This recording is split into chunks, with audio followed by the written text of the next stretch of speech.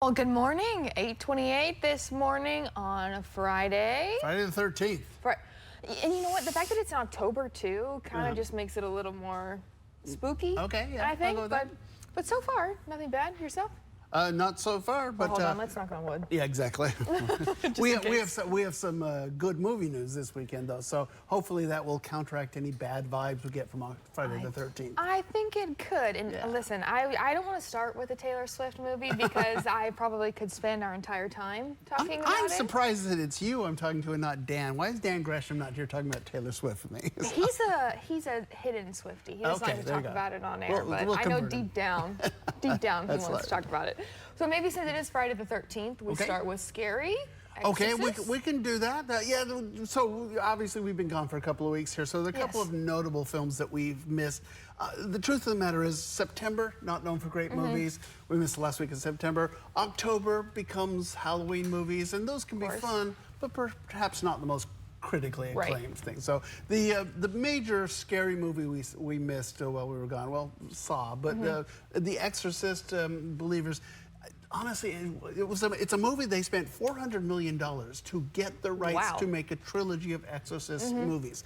And it did not do very well. Quite frankly, it's a bad sign when the poster is scarier than the movie itself, you know. But look, they spent a lot of money on this. They say they're still going to do the trilogy here, but we should have known something was up when it was originally scheduled to come out this week.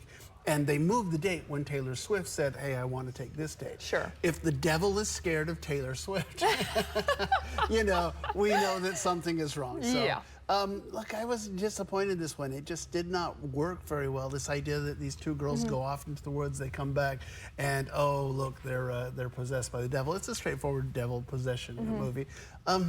It has some moments, but boy, it just was not the film we thought it was. After all this time, The Exorcist reboot should have been a slam dunk. Was not. So kind of a disappointment. So this maybe not even good for the folks who are into The Exorcist and have gone. Yeah, I think, well, especially because, you know, this may have been a problem. I watched the original Exorcist thinking, oh, I haven't seen that in decades. And that is a far scarier movie, although slower. You know, I mean, film language has progressed to the point where film moves much faster than it did back in the 70s. But, you know, just kind of a miss. Okay. What else we got this week? You know, the other one that's coming out on in theaters, on Netflix, is a film called Fair Play, which I think is really quite good. And it's the story of this man and this woman. They are having a secret affair because they're both hedge fund managers, and the company has a policy against inter-office dating. So they're together, and it starts off, and it's like, oh, look, they're young, they're in love, they're sexy, they've got their careers, everything's going well. This is going to be a romance. Except there's a promotion at work. And the guy thinks he's going to get it. He doesn't get it. The girlfriend gets it. And so he's doing the thing saying, hey, way to go, honey.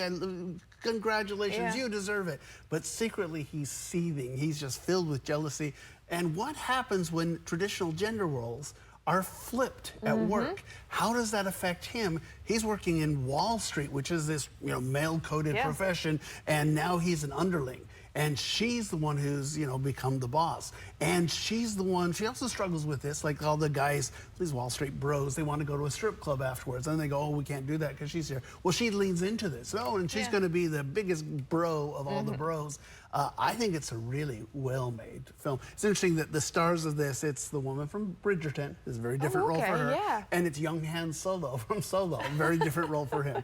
I think it's good. It's a very difficult movie, though. It's fascinating. It's a genre piece, kind of, but it doesn't automatically tend towards violence. Had this been made in the 80s, you know, we would have had a killing at the end and blah, blah, blah.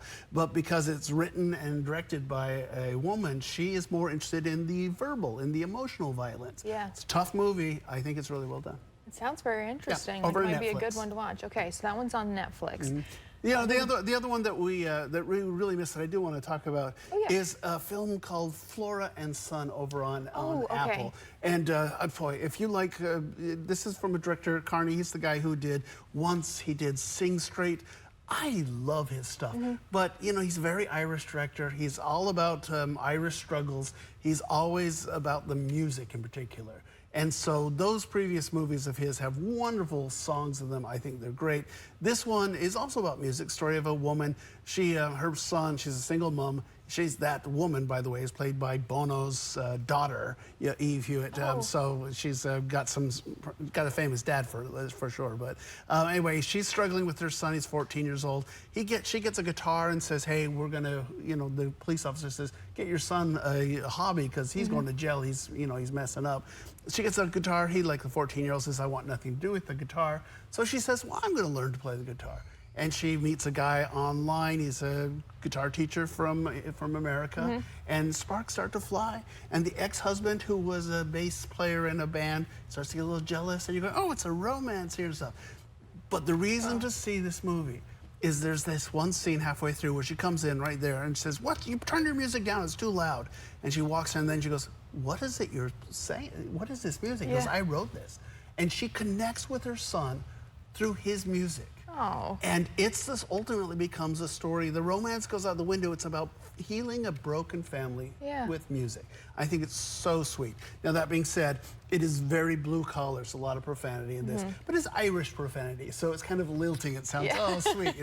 I'm a fan of this. I like these movies. John Carney's the writer director. I think he's very good. Yeah. Like I say, Once and Sing Street or his previous films, those are films that I love. But boy, I think this is a nice little hidden gem. Like I say, a little profanity, so you have to be, he cuts the profanity, cuts the sweetness of the profanity. If a spoonful of sugar helps the medicine go down, well, a spoonful of dirt helps the sweetness go down as well.